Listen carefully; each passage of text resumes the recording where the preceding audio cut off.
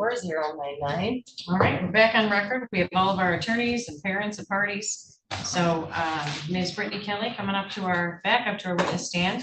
I'll just remind you to remain under oath.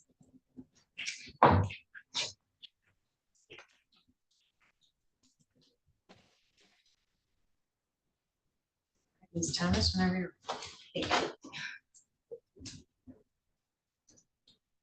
Ms. Kelly, I believe that I just questioned you on the police report that you had received and reviewed as part of the second investigation. Other than that report itself, were there any other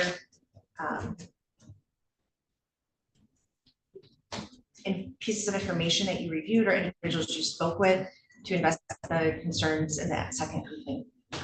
No, just based off the information from the first one I had gathered, I felt like I already had a lot of information regarding the concerns. And you stated that filing the petition, I believe, I'm trying to recall from your prior testimony, that the ongoing services had not been started yet, the family was still non-cooperative, and then there was this police report. Is that accurate? Right. Okay. In order to file this petition, there has to be like concern for the child's imminent safety. Correct. What were your concerns? My concerns were that I had received another investigation stating that there was ongoing domestic violence still in the house.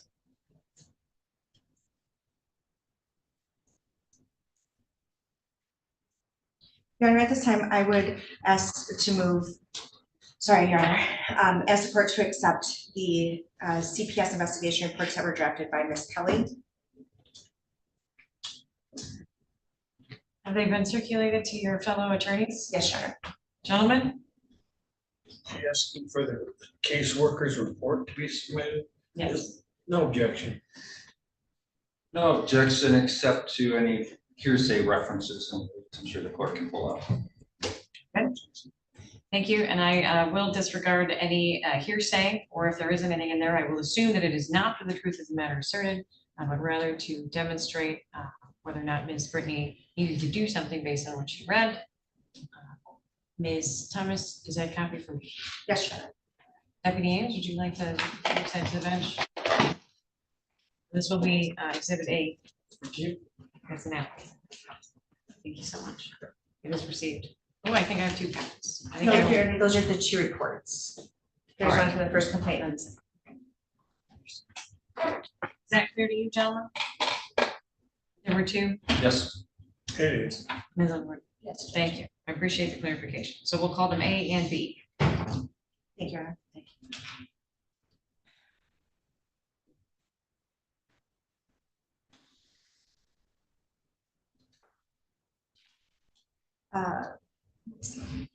Ms. Kelly, from your personal experience with the parents, do you have any reason to believe that the child would be in harm's way? I'm sorry, I didn't hear the last part of your question. I asked Ms. Kelly from her personal experience with the family if she had reason to believe that the child would be in harm's way, and let me clarify, with it in the parents' care and custody. I'm going to object on the ground and require speculation. Can you repeat the question? I asked Ms. Kelly, based on her personal experiences with the family, if she believes that the child would be in harm's way in their care and custody. Mr. McFarland, do you have any objections? Support Mr. Brooks, plus I don't think she. Yeah, I support Mr. Brooks' position. Ms. Underwood? I believe it calls for speculation as it's based on our experience with the family. And maybe we need to hear what the experience is. Ms. Kelly, were there any other interactions other than the ones you've already described that would have helped you form the conclusion to the question you're being asked? If you're asking me about like my interactions with the family, if there was concerning behaviors, yes. So were there other, because you talked a lot about your interactions with the parents so far. Are there other instances that you haven't talked about that would help support your conclusion? I haven't personally talked about them. They were brought up earlier in other testimony though. the phone call with Mr. Hollis and the face-to-face visit I had with him, letting him, or he told me that we would have to kill him and get through his dogs to find his daughter. And then the phone call with him, he said that he took Melanie away and we would never be able to find her, which was concerning. I didn't know where she was. We had already had a court order, and I didn't know exactly what he meant by that. Does it matter if you personally have risk, concern about the risk when you were in the capacity of performing your obligations as an investigator? Or is it a more objective criteria that you then have to apply to a situation? More objective. So can you give me a couple examples of that?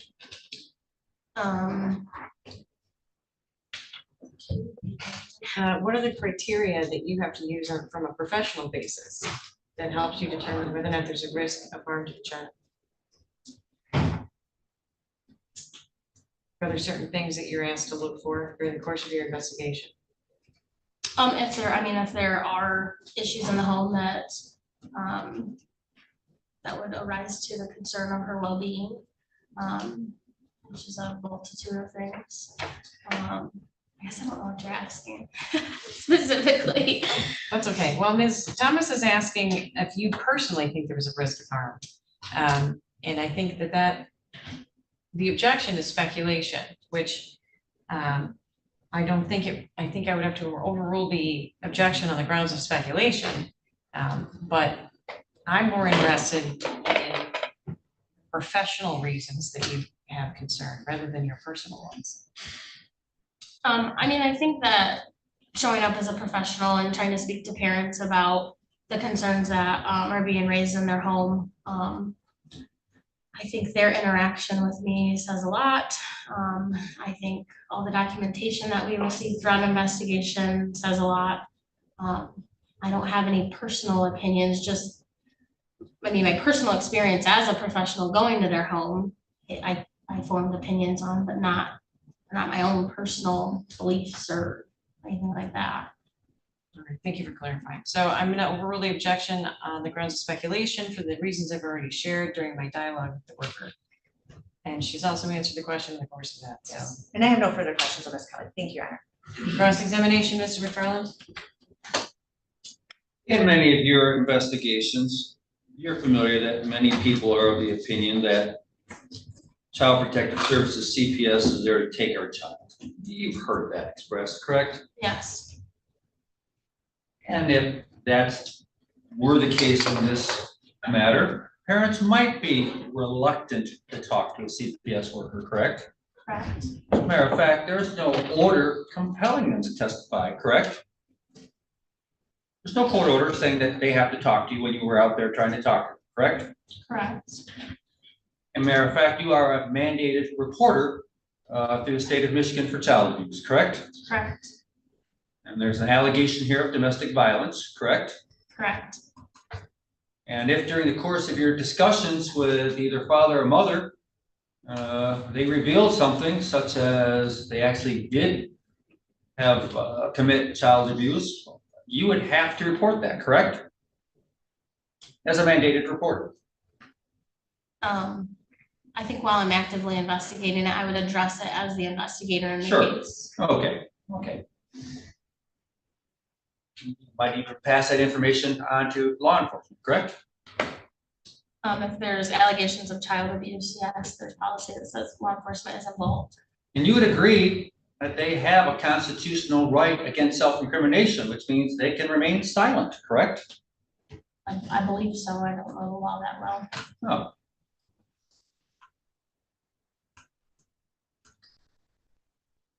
So it sounds as though, correct me if I'm wrong, but the principal reason why we're here is because parents didn't wish to cooperate, at least my client didn't wish to cooperate or talk to you. Is that correct?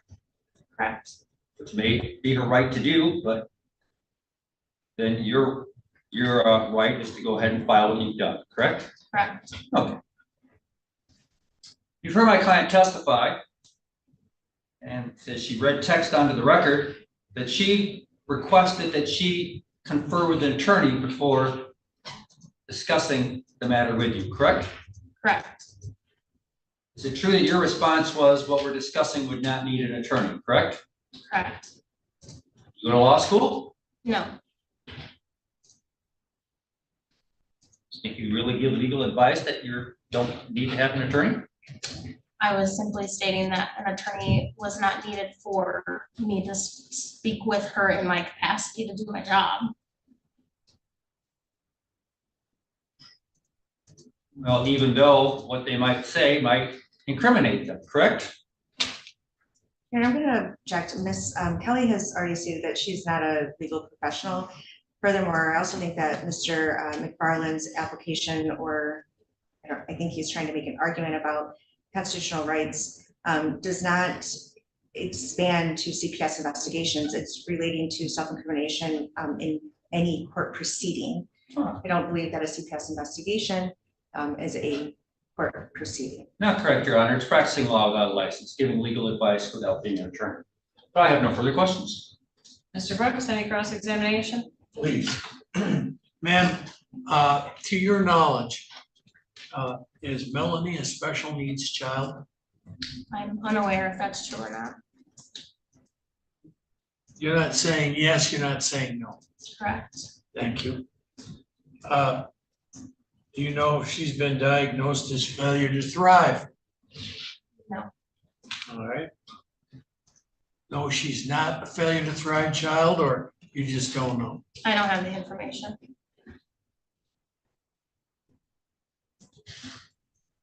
To your knowledge, has she been diagnosed as having suffered any physical injuries that are suspicious? There were allegations that she was involved in these incidents, but I don't have any, I didn't see any injuries on her the one time I saw her briefly. Does she appear to you to be a normal, healthy child from what you've seen? I don't think I can make that determination based on the time I spent with her. Do you see any red flags? You go, uh-oh. She was running around on the porch. She wasn't verbal, but I don't know if that was because I was a stranger or there could be a lot of different factors as to why she wasn't talking to me. But she was physically active, that's a good sign in her age. She's 2 years old, right? Yep, I think she's both 3 in December. I have no further questions. Ms. Underwood? The one time you saw Melanie running around, or I'm sorry, the minor child running around, excuse me, were Mr. Hollis and Miss Walker together? Yes. And that was the time in which a PPO was in effect? The PPO had not been served. I believe it was served later that exact same day that I was there. I was there in the morning hours and it was served in the afternoon, but it had been signed by the judge prior to that. Okay. And so Miss Walker had, to your knowledge, left the home and then returned to the home? Yes.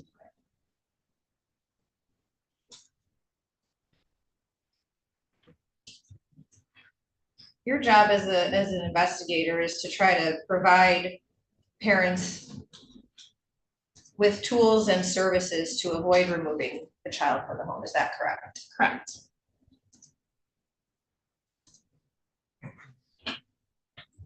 And you feel like, is it true that you felt like this petition needed to be filed because there had been very little cooperation from the parties? Correct.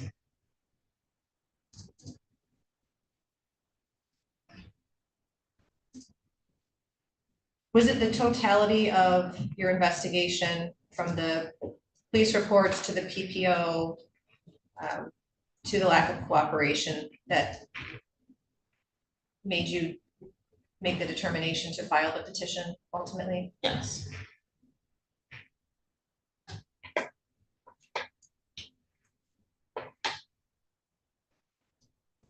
After Miss Walker indicated she wanted to speak with an attorney before contacting you back, did you ever hear from her again?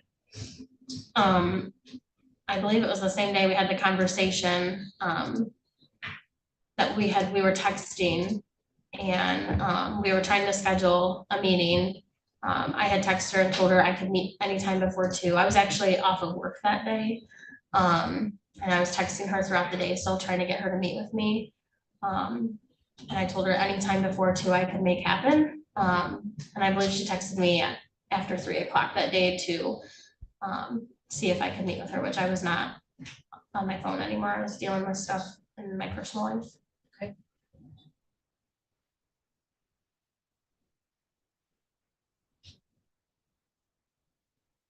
At one point, your investigation, Harold had indicated that Erica was smoking dope. Is that correct?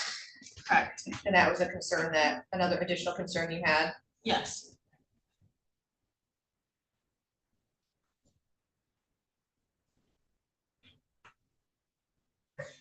I don't have any further questions. Thank you. Any redirect? No, Your Honor. Any recross? No, Yes, based upon the GAO's line of question. Go ahead. If I heard you correctly, it was not because you could substantiate neglect or abuse, but because of the lack of cooperation of the parents is why this petition was filed. Is that correct? I'm gonna object, Your Honor. That mischaracterizes the question I'd asked in the testimony presented. I don't think it does. Question was, the parents were not cooperating. I'm just trying to get some clarification on that. What did you say the question was? Sure. Is it true that you were not able to substantiate abuse and neglect, but it was because the parents were not cooperating with you that you filed the petition? And I objected because it mischaracterizes the testimony. The testimony was that it was the totality of the circumstances. I'm asking the client to testify. That's not what I heard, so I'm just asking for clarification from her. Are you using substantiate in the technical way that would be applicable in an investigation? Let me rephrase, Your Honor. Okay. Was this case filed, I think you testified that this case was filed because the parents did not cooperate. Is that true? And more allegations were received regarding the same concerns. The allegations were received, but you weren't able to prove the substance of these allegations. Would that be true? Due to lack of cooperation, yes.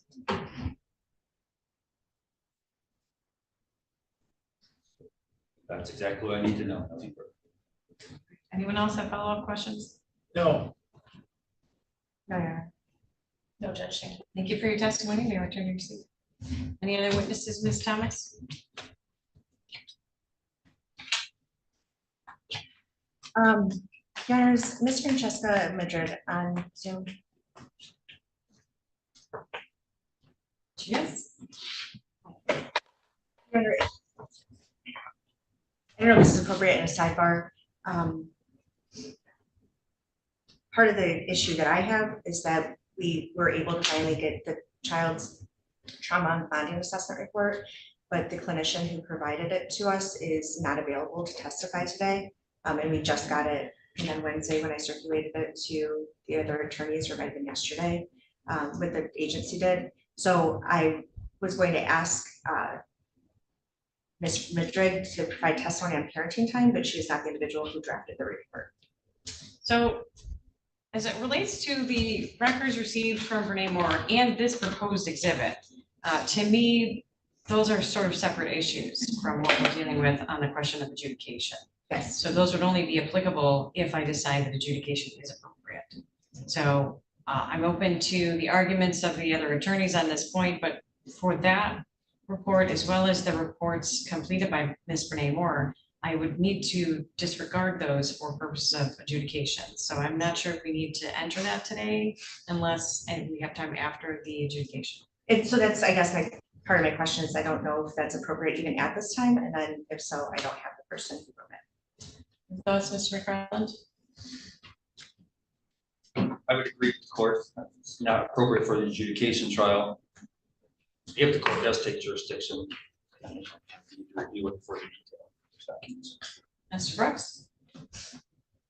I agree with the court. If you can't use it for adjudication, why do we waste our time dealing with it today? Ms. Underwood?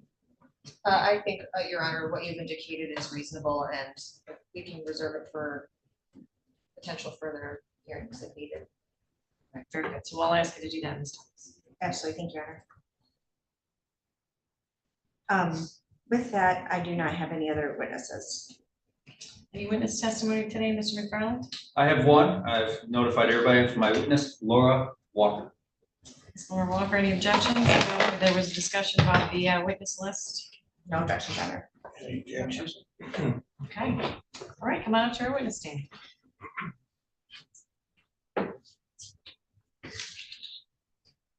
Please raise your right hand. You swear or affirm to tell the truth, the whole truth, and nothing but the truth, so help you God? Could you tell me your name again, too, please? Laura Walker, How do you spell that? Laura. Laura, you're my client's sister, correct? Correct. Biological sister? Yep, Oh. Where do you live? I live in Fayette, Ohio. Okay. How often have you visited, let's say, within the last year with your sister and the child? Before she left the home, Correct. Which home? before CPS took her. How about before CPS involvement? Wait, I'm sorry, I'm confused. The child or her sister? Who's? Okay, Let me rephrase. okay. Have you seen the child within the last year with your sister? Yes, Have you seen the child with Mr. Hollis? yes. How frequently have your visits been? And then tell us the duration about how long they've been. How often did you visit them? Probably 4 or 5 times a month. Okay, and for how long were these visits, would you say? It just depended on if I was going to the house to get Melanie for overnight or just for a visit or a holiday. In and out, or a little bit longer chatting? Yep, Which? yeah, Or both? hours. Okay. Hours. Did you see the interaction between my client, father, and the child? Yes, I don't want to use the child's name because we're on the internet, okay? Yep. Any alarm bells that rang off in your mind that this child may have been neglected or abused? No. You heard the testimony presented that there may have been domestic violence, correct? Correct. Did you witness any of that? No, I did not. Did either of the parties ever tell you that there had been domestic violence? No. Did you ever have any concerns with the child, with your sister or the father? Never. You had concerns, what would you do?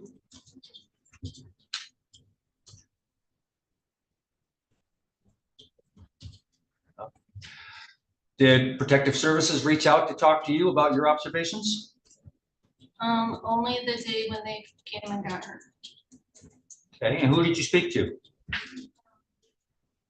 Jill and another lady. Okay, talk about Jill Tipton, who's sitting behind us. Anybody else here that you spoke to? No. What did they ask you? They came in. Objection, Melanie was- hearsay. Well, Ms. Tipton is here, Your Honor. So. And I don't know how it's really hearsay. It's not being used for the truth of the matter. I'm just asking what was the question asked. So we're not asking to form a conclusion. We're just asking what was the questions that were asked. Let me rephrase. Did you give any answers to workers? They didn't. They asked you some questions, you said, right? Yeah, And you told them some statements, right? yeah. What did you tell them?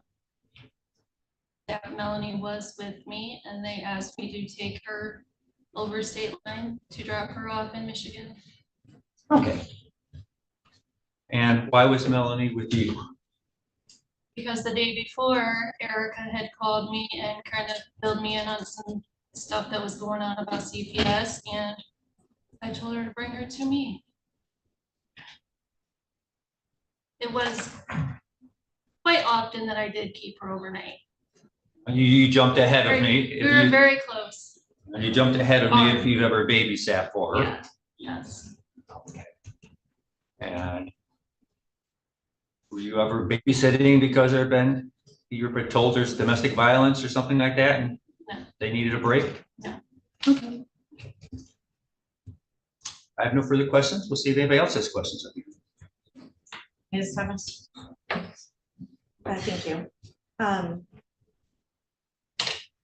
Ms. Walker, you stated that you spoke with Ms. Tipton, Yes. and isn't it true that you told her that both Harold and Erica were having methamphetamine and probably used as recent as the day before you spoke with them? No, I told them that I hadn't spoken to Erica for like 6 or 7 years, and there was speculation that they were doing drugs then, but I didn't think that they were now, since Melanie. And isn't it true that you stated that you and Erica are not close? Again, for 7 years, we didn't speak until after she had Melanie. But then after that, we were. You stated that Erica called you the night before the child was found in your care and told you what was going on with CPS. What was your understanding of what was going on with CPS? She felt like she was being harassed and that all of a sudden they wanted to take Melanie, and I didn't really know what was going on. Were you aware that there was a court order for No. CPS? No, not until the girls came to the house.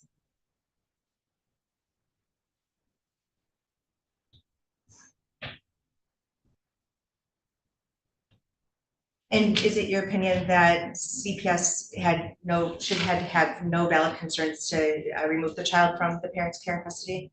Sorry, can you repeat that? Is it your opinion that CPS has no valid concerns for removing the child from her parent's care and custody? Yes, Isn't it true that you told me that mom has a long history of mental health illness? I told you that. Yes. When did I speak with you? I'm sorry, I don't remember. Were you talking. present at the preliminary hearing on June 27th? Yeah. And we were in a referee hearing room. Do you recall that? What's the question again? Do you recall being in the referee hearing room in this courtroom with Judge Costello for that hearing? Yes, And isn't it true that you told that mother had a long history with mental health? yes, yes. And have you witnessed any of her mental health concerns affecting her ability to parent? No. Thank you. I have no further questions. Mr. Brooks, any questions? I do not. Ms. Underwood, any questions? You indicated that you told Erica to bring Melanie to you in Ohio after CPS was involved. Yes, Were you attempting to help conceal the child or hide the child? I didn't know what was going on. I wanted her anyway. That's why that was mostly what our conversation was about that day anyway. I actually called her and I wanted her for overnight anyway. So you didn't believe that taking Melanie was helping conceal the child from the No. authorities? No, because I really didn't know what was going on at that point. Did you think to maybe ask what was going on before just taking the child? You can look, I don't want you looking at Oh, the witness or at the parties when they're testifying. she was crying. She was a mess. I didn't know what was going on. She was very upset. Sad. She felt harassed. She kept saying, they're trying to take my baby. And honestly, at first I thought she was talking about Shirley, Harold's sister, because it's been an ongoing thing since the beginning of the year.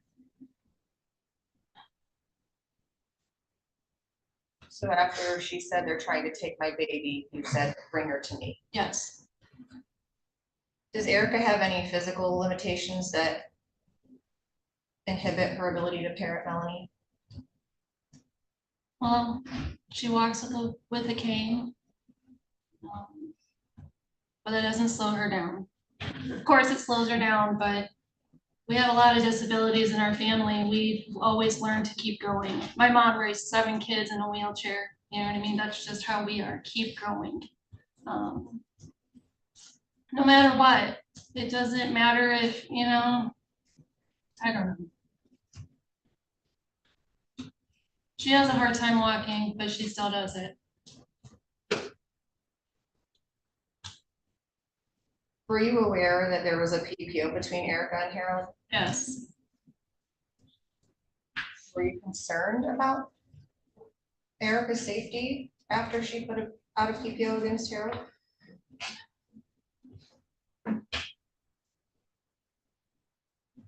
I just didn't know what she was going to do.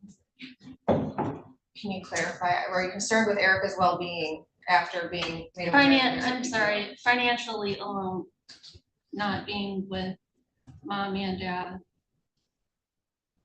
I'm not following your answer. I didn't really understand what the PPO was for exactly. I just knew that she was staying with a friend, Jill Hinkley, and her husband, and trying to figure things out, and then they had it dropped. You understand that the PPO was in place for 4 months, Yes, and Erica has never confided in you about any physical abuse from Harold. no, Did she ever call you when they would get into fights? no. I have no further questions. Any redirect? No, thank you. No, All right, anything for us, Ms. Thomas? No, Your Honor. Thank you for your testimony. You may return to your seat. No further witnesses. Mr. Brooks? witnesses, you want? No, Ms. Underwood?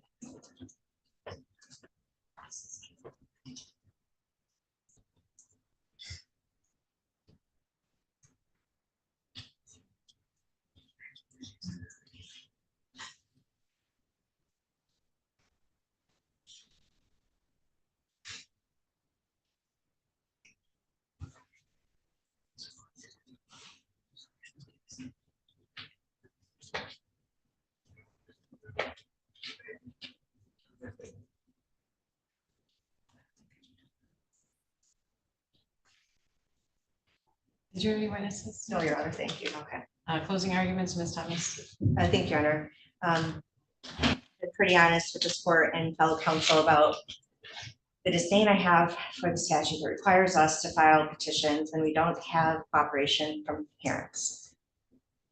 Because it puts us in this evidentiary issue for trials. What can we prove? The workers are trained to look at the risk of harm for children based on the evidence that they do have available to them.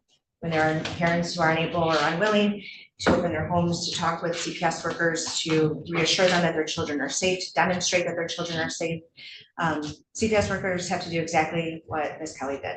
She had to rely on the information available to her through police reports, family contacts, and how she was treated by the parents. And this court must find by preponderance of the evidence that at least one of the allegations in the petition are true to the extent that there's been a violation of the juvenile code. Throughout the trial, the parents' testimony has attempted to diminish the concerns about their relationship dynamics and what the child has been exposed to in her short period of life. The dynamic of protecting one another is exactly the issue that Ms. Kelly ran into during her investigation as well. Nothing was clear in her investigation. There are potential things that may or may not have been true. We're not sure if Ms. Erica Walker was telling the truth during her testimony in court, or whether she was making false police reports, or if she was not telling the truth to community members like Catherine Cobb Domestic Violence Shelter to wrongfully utilize those resources and waste them on a family who does not actually need them. We don't know if she filed a false PPO, so essentially lying to the court. We have no idea what is true. Her testimony is that all that information only exists because she was angry with him for saying he was going to take their daughter. And Mr. Howell's testimony was he was angry with her at times for taking their daughter. Both of them denied any anger management issues, yet we heard a phone conversation in which Mr. Hollis was pretty aggressive. We have the CPS reports and that have been admitted into record in which Mr. Hollis is telling law enforcement and CPS to get the fuck off of his property and lunging at them and being aggressive in that way. We have a lot of indications that that's not true. And the blame that the blame that we are hearing is being shifted, I guess, or the responsibility of CPS becoming involved is being shifted to Mr. Hollis's sister. That Mr. Hollis's brother and sister simply just didn't like Miss Walker, or that they're trying to take their child.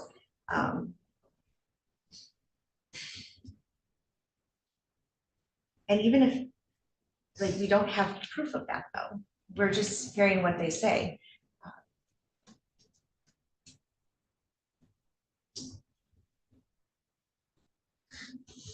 Even if that were true, I guess, maybe those concerns from the family members were valid.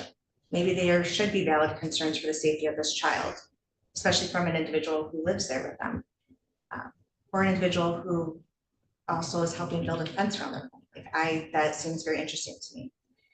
So we have this child who, at worst, if we accept all of the information that Ms. Kelly had as true, at worst, this child has witnessed and experienced domestic violence while in the arms of the same individuals who are charged with protecting her. And at best, if none of that information is true, and we believe the testimony of the parents and Ms. Laura Walker, this child is in an environment with parents who would argue or get angry with one another, make up lies about one another, and use her as a pawn piece, threatening to take her away or actually keeping her away from the other parent.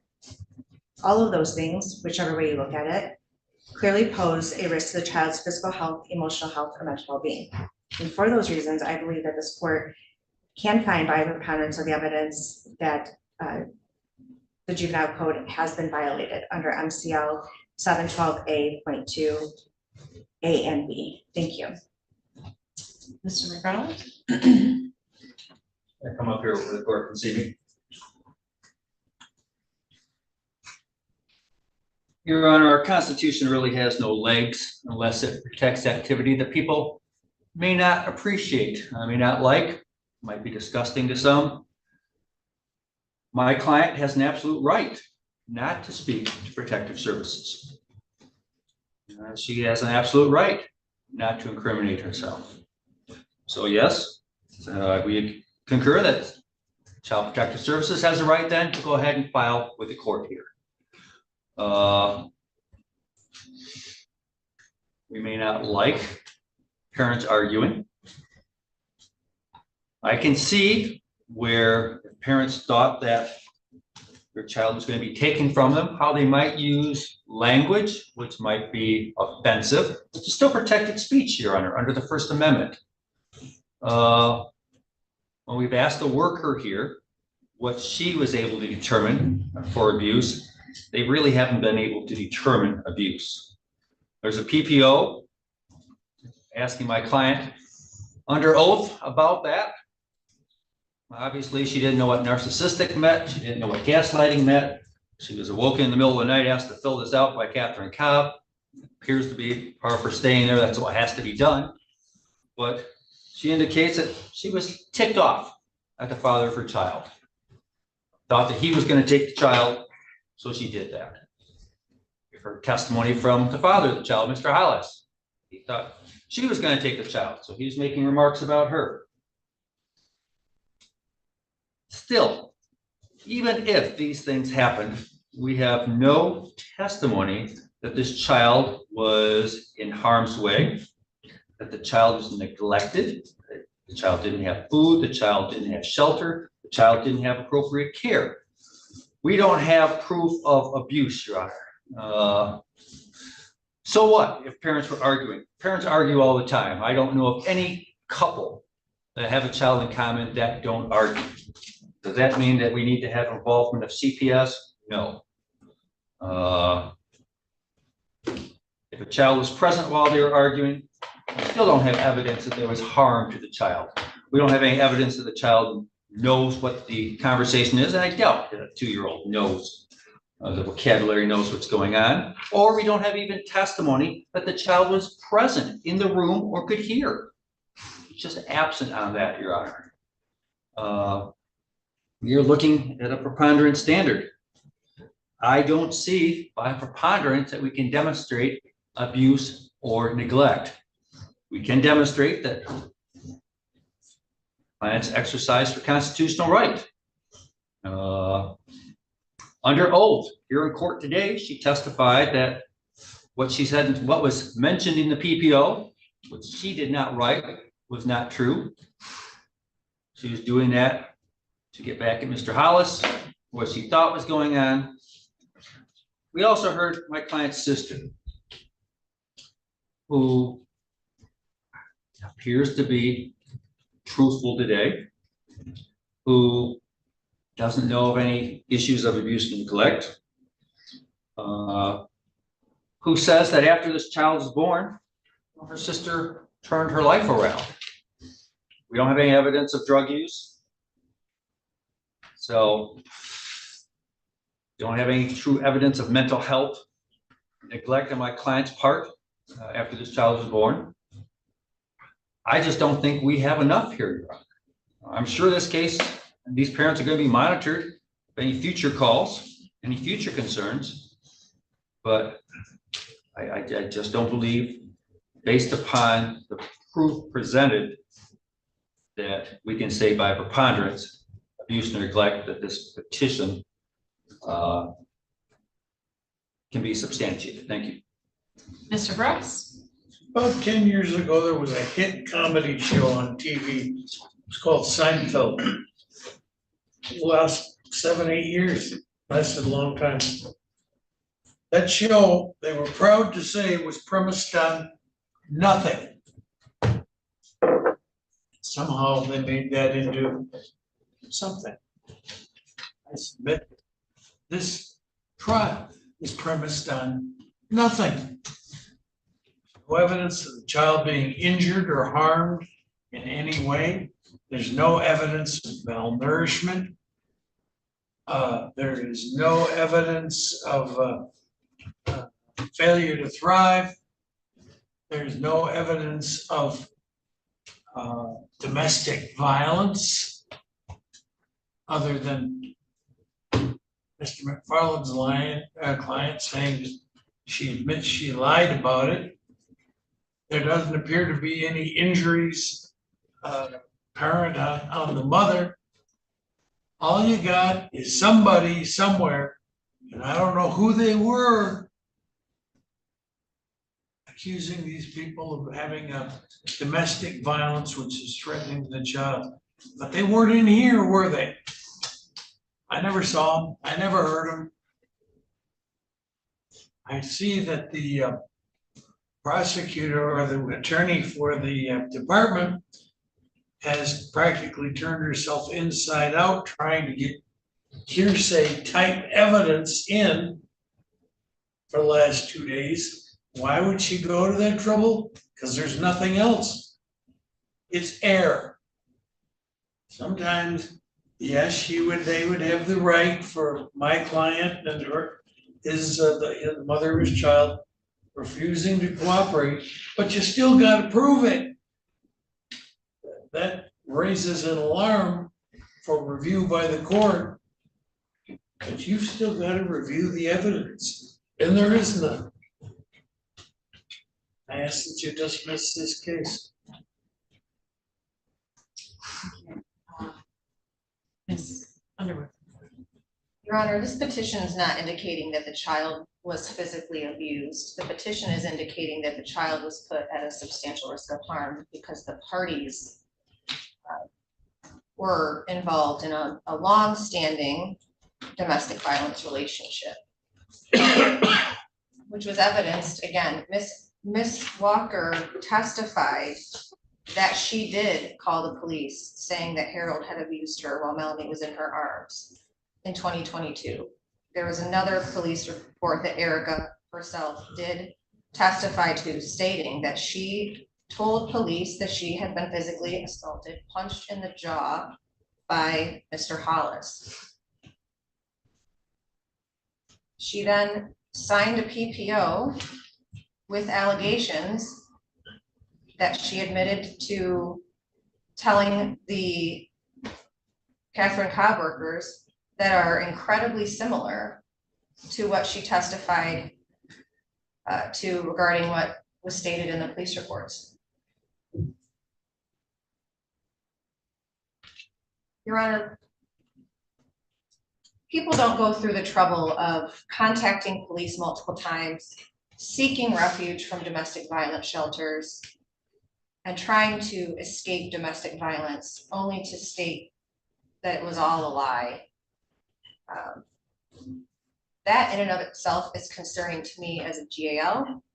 And again, CPS needed to rely upon the PPO and the police reports and the evidence that was presented or provided in order to file this petition. And again, Erica's testimony stating she was lying. I mean, she's not a credible witness if she was willing to go through all of these lengths. She also testified that Harold was a changed man as soon as Melanie was born. Mr.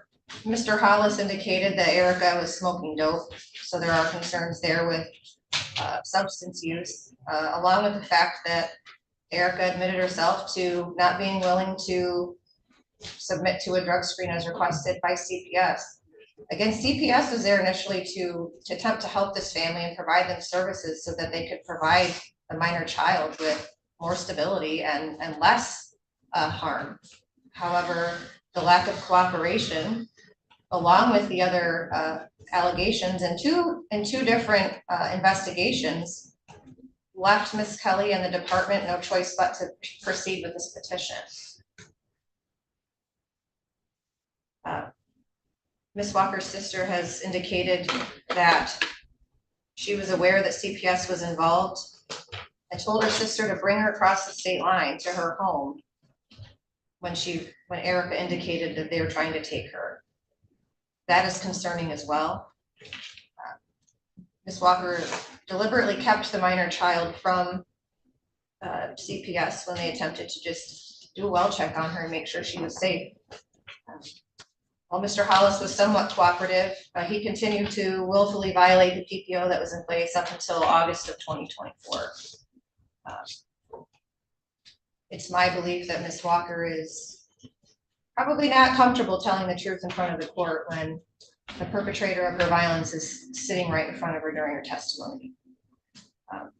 I am very concerned for the well-being of this child, considering all of the facts and circumstances surrounding this petition.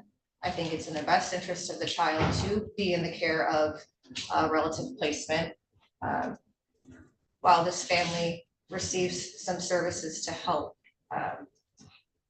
become better parents for their child. So I believe that preponderance of the evidence standard, more likely than not, I believe that the department and the witnesses presented more than enough evidence to hit that preponderance of the evidence standard, both for Harold and for Ms. Walker. Thank you.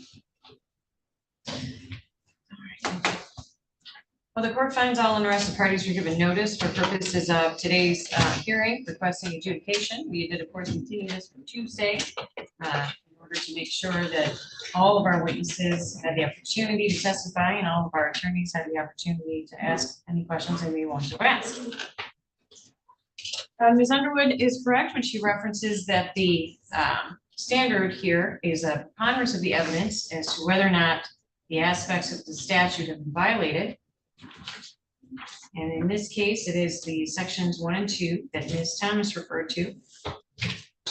That is whether or not the home or environment created by the parents is unsafe to the child, presents a substantial risk of harm to her mental well-being as a result of neglect or refusal to provide proper and necessary support, education, medical, surgical, or other care necessary for the child's health or morals.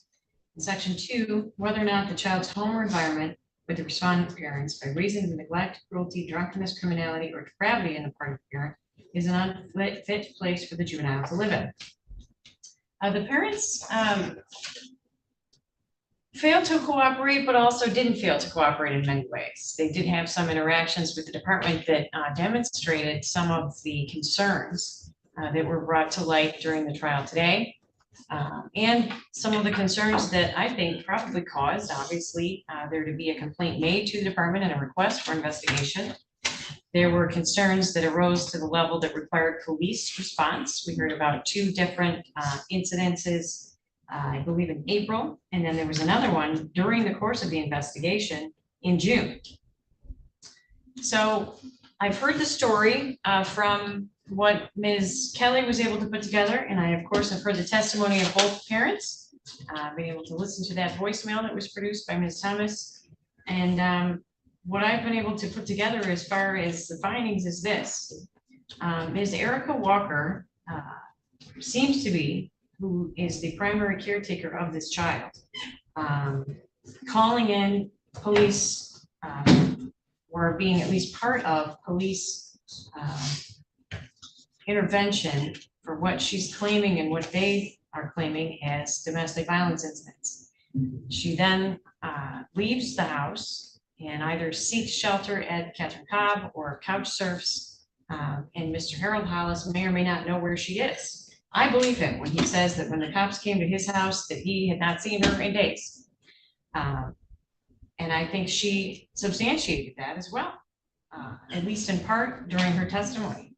So we have here either a very unstable parent who at any point in time is just willing to simply up and leave the house and couch surf and lie to Catherine Cobb about domestic violence and lie to police officers about domestic violence and lie about the fact that she may have been being chased by Mr. Hollis, or we have a very unstable woman who is willing to say these things and take a very young child with her as she does go through these particular episodes where she's very clearly in fear for herself. Whether that's realistic or not, that's really concerning as far as a primary caretaker role for this child. So I think there's clearly a preponderance of the evidence here that Ms. Erica Walker has created an environment for her child that's unsafe. She's the only demonstration of housing stability that we've seen here is when she stays with Mr. Hollis. And when she's gone, he doesn't know where she is. And it was unclear from her testimony where she is or where she has been. Whether she's couch surfing or ending up in shelters. At one point, she ran out of gas on the side of the road and was in a ditch, apparently. There's no indication that I don't know where she is or where this child is at and whether or not she's safe. So the other piece to that too is that this child seems to have qualified for early on services and was not being submitted for those by either parent. So I do see there's a preponderance of the evidence here as it relates to Ms. Walker that in her care, there is a neglect of the medical care necessary for the child, and that there's a substantial risk to her mental well-being to be taken around with Ms. Erica Walker during these episodes, and that is in a home or environment with her because of that same neglect and potentially criminality, including lying to the police, lying on a PPO application, lying to representatives of Catherine Cobb. That creates an unfit place for this juvenile to live in. And whether it's because her allegations of domestic violence are true, or whether because Mr. Hollis simply fails to take action when Ms. Walker goes AWOL with his child, there is certainly a preponderance of the evidence here that if entrusted to provide an environment where this child, I should say, receives the medical care she needs through early on services, the regular doctor's checks, and to ensure that she's safe from a person who is either around a domestic violence situation or is in the primary care of a woman who is very unstable, whether that's from substance abuse or untreated mental health issues, and allows that to be part of his home or environment where this child is supposed to be living safely. So I do think there's a preponderance of the evidence as it relates to both of these parents, and I am taking jurisdiction. We're gonna set a disposition date, and it's gonna be the immediate order of the court, and a referral will be made for a psychological evaluation right away for both parents. So that at the disposition, I can understand more clearly what the issues are that are plaguing this family. Clearly, we have potentially issues of domestic violence, or at least the dynamics of domestic violence in the home. And I would harken back to Ms. Underwood's observation, which I also made, that Erica said he's a changed man since we got married. Well, what does that mean we were before? And people simply don't change overnight. We have all of the police reports and those allegations. So at a minimum, we have these dynamics in place.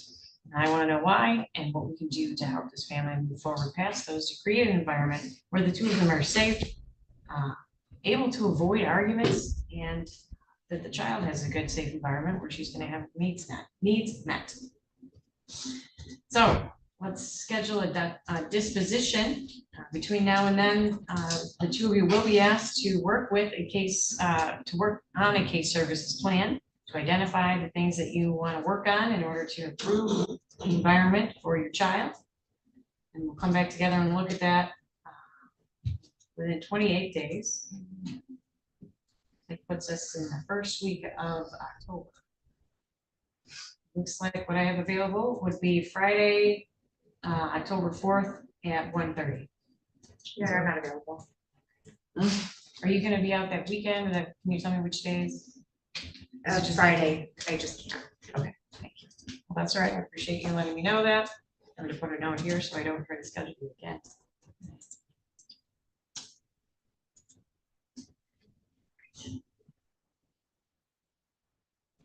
May have to move it up a little bit, which I know puts a little pressure on our caseworker to get that done. But I'm not sure there's any other way to do it within 28 days. May I say, I believe our 28 days would, I think, would be October 11th. I don't know if we have any availability in the afternoon, Monday the 7th. I do, at 2:30. Any objections to that, gentlemen? No, That's a What was the pre-trial time? day in circuit court, so I have a lot in the afternoon that day, unfortunately. no. Is 3:30 a better time? I have one set for 3 o'clock, so it's possible, but certain, I could do anytime in the morning that day. We have a review at Let's- 1:30. Okay, so how about, let's see, I think I may be able to do 9 o'clock on October 7th. Are you all available? I know Mr. Brooks prefers 10, but that's already taken. October 11th at what time? I'm sorry, it'd be October 7th at 9, so Monday, October 7th at 9 for our initial disposition. I'm fine. All right, so that's when we'll be back. All prior orders remain in full force and effect, including that directive to begin that supervised visitation for both parents. And Ms. Renee Moore did say she was available, at least for Mr. Hollis, so if you could please ask her to be involved with the parenting for both of these parents and getting some services around to assist them with parenting and parenting education while they're parenting would be great if possible. And I'll see you all back here on the 7th at 9 for our initial disposition. Unless there's any questions, that's all for today. Has supervised visitation for my client been firmed up with the department? Well, it's being ordered, and I know the child is out of state at the moment, but as soon as she's Oh, back. that's right. Yeah, I think as soon as she's back, I'll be looking for a time to set up an FTM to organize that. Your Honor, I would just ask that Ms. Walker schedule and attend her first appointment with Ms. Moore before supervised parenting begins for her. No, That was ordered by by Judge Costello in a prior order. no. I would say that could be done in conjunction with her first visit. If Ms. Moore can accommodate that. And I'm sure she'll continue to be able to tell us her thoughts on the safety and skills of the parent during visitation. So I won't prohibit it, but I will ask her to complete that, any assessment that Renee Moore wishes to do in conjunction with her supervisor. Are their visits going to be scheduled separately then, Judge? Yes. I should say that, yes, too. I'd like the parents to visit separately so that we can look at the parenting skills of each independently. Any other questions, objections? This one of my clients asking me something, what? Should my client wait in the hall for an order or email? Not today. We'll have to wait for it to And come. we're off the record, maybe we can get a address and email. I think we did that last time.